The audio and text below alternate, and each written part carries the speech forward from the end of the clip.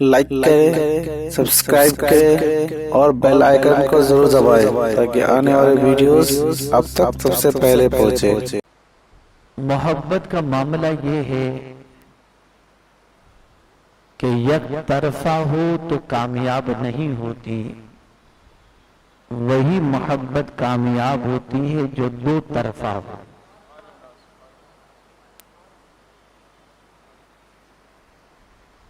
تو ہمیں تو حکم دیا گیا کہ اللہ کے رسول صلی اللہ علیہ وسلم سے اپنی جان سے بھی زیادہ محبت کرو۔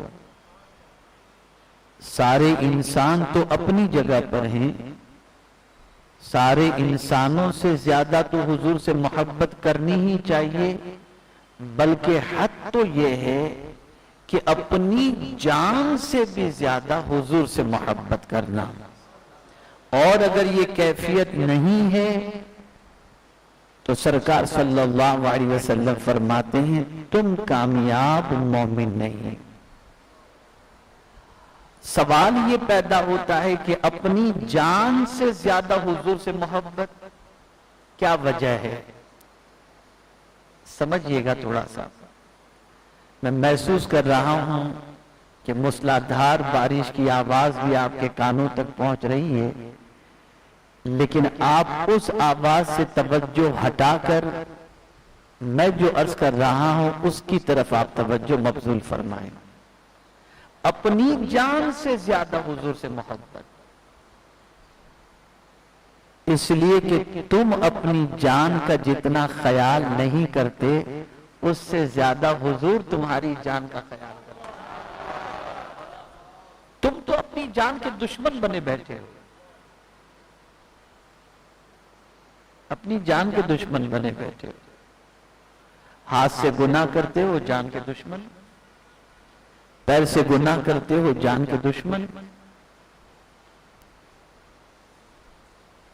اور میرے پیارے آقا صلی اللہ تعالی علیہ وسلم کے پیارے دیوانوں، تاجدار کائنات صلی اللہ تعالی علیہ وسلم کو ہماری اتنی فکر ہے، اتنی فکر ہے، اتنی فکر ہے کہ جس کی کوئی انتہا نہیں۔ روئے زمین پر کوئی انسان ایسا نہیں جو کسی انسان سے اتنی محبت کرتا ہو جتنی حضور اپنی امت سے محبت فرماتے ہیں۔ آج تھوڑا سمجھاؤں گا، انشاءاللہ زندگی رہی تو آئندہ اجتماع میں اس موضوع کو تھوڑا سا مکمل کرنے کی طرف بڑھوں گا۔ سمجھیے گا، میں نے سورہ توبہ کی آخری آیات کی تلاوت کا شرف حاصل کیا۔ رب نے فرمایا لَقَدْ جَاءَكُمْ رَسُولٌ مِّنْ أَنفُسِكُمْ۔ طلبہ بھی یہاں پر موجود ہیں، درس نظامیہ کے توجہ رکھیں۔ اللہ فرماتا ہے لَقَدْ، لام بھی تاکید کے لیے اور قد بھی تاکید کے لیے، یہ دونوں تاکیدات جمع کر کے اللہ عز و جل نے فرمایا بے شک تمہارے پاس تشریف لائے، جاءکم۔ توجہ ہے آپ کی؟ ایسا نہیں، ذرا مجھے اس طریقے سے بولیں کہ مجھے اطمینان ہو کہ آپ توجہ سے سنیں۔ ہے توجہ آپ کی؟ جاءکم، تمہارے پاس تشریف لائے۔ تو آیت تو 1400 سال 1450 سال پہلے کم و بیش نازل ہوئی، تو کیا اسی زمانے کے لوگوں کے لیے حضور تشریف لائے؟ اس نے فرمایا تمہارے پاس تشریف لائے۔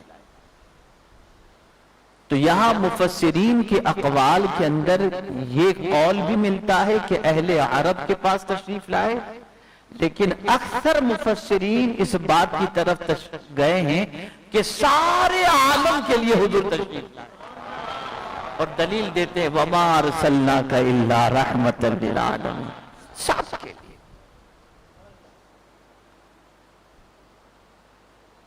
اب یہ آنے والے جو ہیں، جو تشریف لائے ہیں، تو کیا بن کر تشریف لائے؟ تو کہا رسول من انفسکم، یہ رسول پر جو تنوین ہے وہ عظمت کے لیے ہے، عظمت والے رسول تشریف لائے۔ تو جب اللہ نے حضور کو مخلوق کی طرف بھیجا تو رسول بنا کر، اور اپنی طرف بلایا تو عبد بنا کر۔ تو لَقَدْ جَاءَكُمْ رَسُولٌ مِّنْ أَنفُسِكُمْ، بے شک تمہارے پاس عظمت والے تم ہی میں سے رسول تشریف لائے۔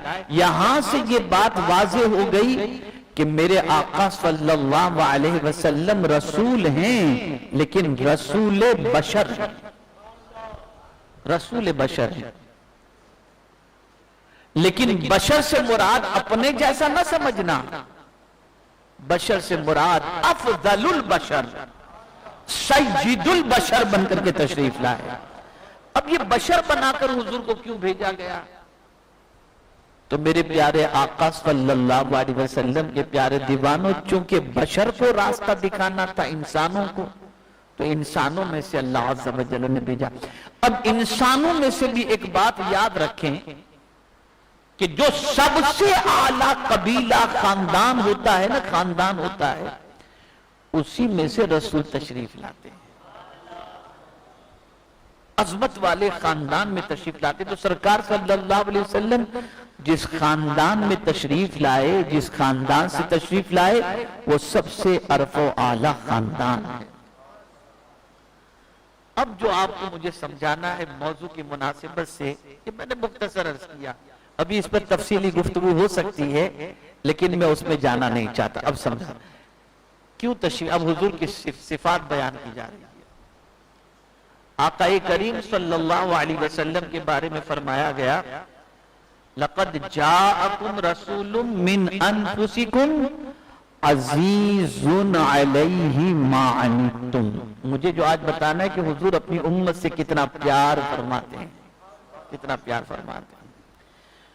تو قرآن کہتا ہے عزیزٌ علیہ ما عنتم۔ اب یہ عظمت والے رسول کی پوزیشن کیا ہے، صفت کیا ہے؟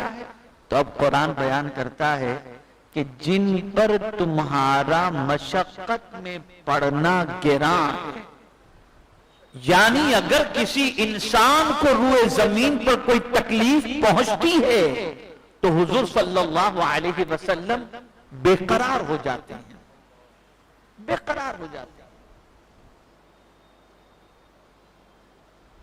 کسی بھی انسان کو تکلیف پہنچے، اس لیے کہ ہر انسان کے لیے آقا کریم صلی اللہ علیہ وسلم رسول بن کر کے آئے۔ خود حضور فرماتے انی رسول اللہ الیکم جمیعا، میں تم سب کے لیے رسول بن کر کے آیا ہوں۔ اب کیا کہا جا رہا ہے قرآن میں؟ جن پر مشقت میں پڑنا تمہارا گراں ہے، یعنی تمہیں اگر کوئی چیز تکلیف پہنچاتی ہے تو تمہاری تکلیف کی وجہ سے حضور بے قرار ہو جاتے ہیں۔ ایک بڑا مسئلہ حل ہو گیا۔ وہ کون سا مسئلہ حل ہو گیا؟ آپ مجھے بتاؤ، کسی کا مشقت میں پڑنا گراں کب ہوگا؟ جب یہ معلوم تو ہو کہ یہ بندہ مشقت میں ہے۔ اگر معلوم ہی نہیں ہوگا کہ یہ بندہ تکلیف میں ہے تو آدمی کو گراں، آدمی پر گراں کیسے گزرے گا؟ تو پتا چلا میرے حضور بے خبر رسول نہیں، باخبر رسول بن کر کے، باخبر رسول ہیں۔ میں آپ کو ایگزامپل کے ذریعے سمجھاؤں کہ کسی کے یہاں بچے کی ولادت ہوئی، اب اسے خبر نہیں کہ اس کے یہاں بچے کی ولادت ہوئی ہے یا نہیں ہوئی، لیکن اس کو جب خبر دی گئی کہ تمہارے یہاں بچے کی ولادت ہوئی ہے اور بچہ ماشاءاللہ تندرست و توانا ہے، تو اسے خوشی ہوگی کہ غم ہوگا؟ بولیے، خوشی ہوگی۔ اور اچانک اسے کہا جائے کہ نہیں، جو بچہ پیدا ہوا تھا وہ زندہ نہیں، وہ مردہ پیدا ہوا ہے، یا بچہ پیدا ہو کر کے مر گیا ہے، تو اب آپ مجھے بتائیے، پہلے جو خبر تھی بچے کے پیدا ہونے کی اور زندہ پیدا ہونے کی، اس خبر کو سن کر خوشی ہوئی تھی۔ اچھا، دوسری خبر کو سن کر کے غم ہوگا یا نہیں ہوگا؟ جواب دیں آپ، ہوگا نا۔ تو پتہ چلا مصطفیٰ جان رحمت صلی اللہ علیہ وسلم کو اس بات کی خبر ہوتی ہے کہ میرا کون سا امتی غم میں ہے اور کون سا امتی خوشی میں ہے، اور جب غم میں حضور اپنی امت کے بارے میں دیکھتے ہیں تو میرے آقا صلی اللہ علیہ وسلم بے چین ہو جاتے ہیں، بے قرار ہو جاتے ہیں، اور رسول اعظم صلی اللہ علیہ وسلم کا چین ختم ہو جاتا ہے۔ تو ہمارے حضور باخبر رسول بن کر تشریف لائے، بے خبر۔ اب یہاں ایک بات آپ کو سمجھنی ہے کہ ایک ماں جتنا اپنے بچے سے پیار نہیں کرتی، اور ماں جتنا اپنے بچے کی پریشانی سے پریشان نہیں ہوتی، اس سے کئی گنا زیادہ حضور اپنی امت کی پریشانی سے پریشان ہو جاتے ہیں۔ میں آپ کو قرآن کی روشنی میں سمجھاؤں، سب سے بڑی پریشانی آخرت کی ہے۔ وہ ماں جو دنیا کے اندر اپنے بچے کو نازوں میں پالتی ہے، امیدیں وابستہ کیے رہتی ہے، بھائی اپنے بھائی کی خوشی کا بھرپور خیال رکھتا ہے، باپ اپنے بچے کا خیال رکھتا ہے، دوست اپنے دوست کا خیال کرتا ہے، لیکن قیامت کی پریشانی سب سے بڑی پریشانی۔ اس وقت کیا ہوگا؟ وہ محبت کرنے والوں کو ہماری تکلیف کا خیال ہوگا؟ قیامت میں کسی کو ہماری تکلیف کا خیال نہیں ہوگا، کسی کو بھی نہیں، نہ ماں کو خیال ہوگا، نہ باپ کو خیال ہوگا، نہ بیوی کو، نہ بھائی کو۔ قرآن کہتا ہے یوم یفر المرء من اخیہ، بھاگیں گے ایک دوسرے سے، بھاگیں گے ایک دوسرے سے، اور سب جان رہے ہوں گے کہ آج کا دن کٹنگ دن ہے، مشقت کا دن ہے، نفسی نفسی کا دن ہے، تانبے کی زمین ہے، سورج سوا نیزے پر ہے، آدمی اپنے پسینے کے اندر ڈوب رہا ہے، عیب کھلے جائیں گے، دفتر سامنے پیش کیا جائے گا اور کہا جائے گا اقرا کتابک، پل صراط سے گزرنا پڑے گا، میزان پر اعمال تولے جا رہے ہوں گے۔ یہ سچویشن قیامت میں ہوگی جس کے تصور ہی سے آدمی لرز جائے۔ ماں کام نہیں آئے گی، باپ کام نہیں آئے گا، بھائی کام نہیں آئے گا، دوست کام نہیں آئے گا، لیکن اللہ اللہ اس قیامت کی سچویشن میں ہم سے پیار کرنے والے حضور کس طرح سے کام آئیں گے، کس طرح سے کام آئیں گے؟ تو بخاری شریف کی حدیث آپ دیکھیں، لوگ جائیں گے حضرت آدم کے پاس سفارش لے کر کے، یہ سچویشن میں تو کوئی سفارشی چاہیے ورنہ تو پتہ نہیں کیا انجام ہوگا۔ پہنچیں گے، اب فرمائیں گے اذهبوا الى غیری، جاؤ میرے علاوہ کے پاس جاؤ۔ سب کے پاس ہوتے ہوتے ہوتے آخر میں حضور صلی اللہ علیہ وسلم کے پاس آئیں گے۔ اب یہاں بھی ایک کمال کی بات ہے کہ ماں باپ کو لوگ تلاش نہیں کریں گے، انبیاء کو تلاش کریں گے، اور انبیاء کہیں گے اذهبوا الى غیری، ہمارے علاوہ کے پاس جاؤ، اس لیے کہ سب جانتے ہیں کہ سب سے زیادہ مہربان اگر انسان پر کوئی ہو سکتا ہے تو انسانوں میں انبیاء ہوتے ہیں، بڑے رحم دل ہوتے ہیں، بڑے رحم دل، لیکن سب حضور کی طرف بھیجیں گے، سب آگے بڑھائیں گے، اور حضرت عیسیٰ علیہ السلام حضور کی طرف بھیجیں گے۔ اب حضور کی شان کیا ہو؟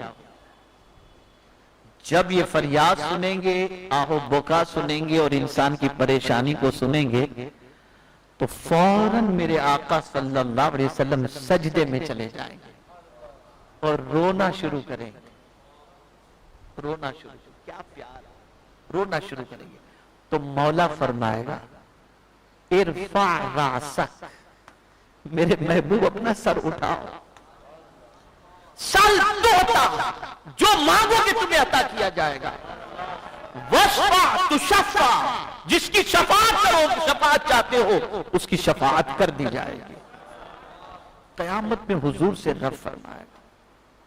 اب اس وقت پیغمبر رحمت صلی اللہ تعالی علیہ وسلم کو کس کی فکر ہوگی؟ ہم گنہگاروں کی۔ جہاں ماں ہماری مشقت سے جان چھڑا دے گی، باپ جان چھڑا دے گا، بھائی چھڑا دے گا، لیکن ہمارا مشقت میں پڑنا اگر کسی کو گرا گزرے گا تو مصطفیٰ جان رحمت صلی اللہ علیہ وسلم، میں آپ کو بتاؤں، توجہ سے سنیں، اے رسول گرامی وقار صلی اللہ تعالی علیہ وسلم کے دیوانوں، اگر ہم 5 وقتہ نمازی ہیں، روزے دار ہیں، حج کرتے ہیں، زکوٰۃ دیتے ہیں، اوراد و وظائف پڑھتے ہیں، یہ ساری چیزیں اگر کرتے ہیں، اور پھر ہمیں کوئی ایسا شخص ملے جو ہمیں گالیاں دیتا ہو، ہم پر پتھر برساتا ہو، راہوں میں کانٹے بچھاتا ہو، تو ہم اللہ کی بارگاہ میں دعا کریں گے، اے اللہ اسے ہلاک کر دے، اسے برباد کر دے، بہت ستا رہا ہے، بہت تکلیف دے رہا ہے، اور ہمیں یہ کہہ دیا جائے کہ تم تو مستجاب الدعوات ہو، جو دعا کرو گے اللہ تمہاری دعا قبول کر لے گا، تو ہم اپنی تکلیفوں کے ازالے کے لیے اپنی نیکیوں کا وسیلہ اللہ کی بارگاہ میں پیش کر کے ہم اللہ کی بارگاہ میں دعا کریں گے۔ لیکن میں حیران ہوں، اللہ اکبر، میں حیران ہوں، مصطفیٰ جان رحمت صلی اللہ علیہ وسلم کو ایک دعا اللہ نے عطا فرمائی، ہر نبی کو ایک دعا دی گئی جو یقیناً قبول ہے، اور اس دعا کا اختیار نبی کو دیا گیا، جو دعا تم نے مانگنی ہو، تو ہر نبی کی دعا، ہر دعا قبول ہوتی ہے، لیکن ایک دعا کا اختیار نبی کو دیا گیا کہ جو مانگو، جیسے کسی سے کہا جاتا ہے یہ بھی لو، یہ بھی لو، یہ بھی لو، یہ بھی لو، یہ بھی لو، یہ بھی لو، اب تم ایک کام کرو، تم جو مانگے وہ تو میں نے تم کو دے دیا، اب کوئی ایک چیز مانگ لو، اب اس کے بعد نہیں، کوئی اور ایک چیز مانگ لو جو تمہیں بہت زیادہ پسند ہے۔